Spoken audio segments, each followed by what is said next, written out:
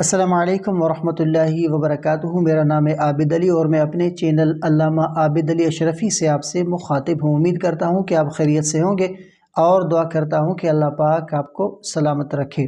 آج ہم ایک نہایت اہم اور متنازعہ موضوع پر بات کریں گے کہ کیا جنات عورت سے زنا کرتے ہیں؟ یہ سوال کئی لوگوں کے ذہن میں آتا ہے اور اس حوالے سے مختلف قصے کہانیاں بھی سننے کو ملتی ہیں، لیکن کیا واقعی ایسا ممکن ہے یا یہ محض ایک وہم اور غلط فہمی ہے؟ آئیں قرآن اور حدیث کی روشنی میں اس کا جائزہ لیتے ہیں تاکہ حقیقت واضح ہو جائے۔ تو اس سے پہلے آپ لوگوں نے ابھی تک میرے چینل کو سبسکرائب نہیں کیا تو سبسکرائب کر لیں اور ویڈیو تک لازمی دیکھیں۔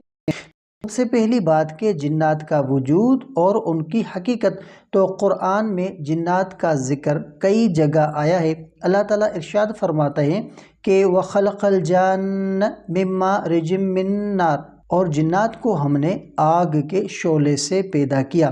یہ ثابت ہوتا ہے کہ جنات ایک مخلوق ہے اور انسانوں کی طرح انہیں بھی ارادے اور اختیار کی آزادی دی گئی ہے۔ اور دوسری بات کہ کیا جنات کا انسانوں سے تعلق ممکن ہے؟ تو دیکھیں کہ بعض لوگ یہ دعویٰ کرتے ہیں کہ جنات انسانوں سے ازدواجی تعلق قائم کرتے ہیں، مگر اسلام میں اس کا کوئی واضح ثبوت نہیں ملتا۔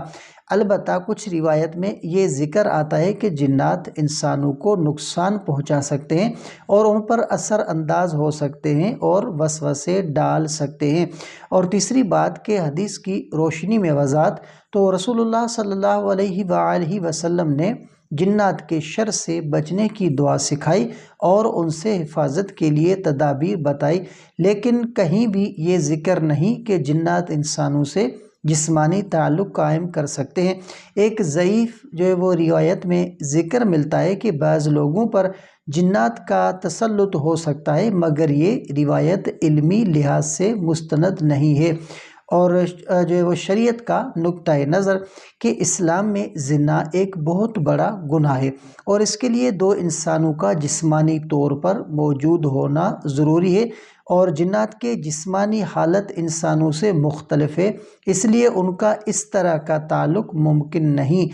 اور پانچویں بات کہ جنات سے بچنے کے لیے اسلامی ہدایات، تو ان کو لازمی نوٹ فرمائیے گا کہ اگر کوئی شخص یہ محسوس کرے کہ اسے کسی مخلوق کی طرف سے تکلیف پہنچ رہی ہے تو اسے کچھ چیزیں ہیں جو کرنی ہوگی۔ تو سب سے پہلے اسے سورۃ الفلق اور سورۃ الناس پڑھ کر اپنے اوپر دم کرنا چاہیے اور سورۃ البقرہ کی تلاوت کرے، کیونکہ حدیث میں ہے کہ یہ شیطان کو بھگاتی ہیں، اور نماز کی پابندی کریں اور اللہ کا زیادہ سے زیادہ ذکر کرتے رہیں۔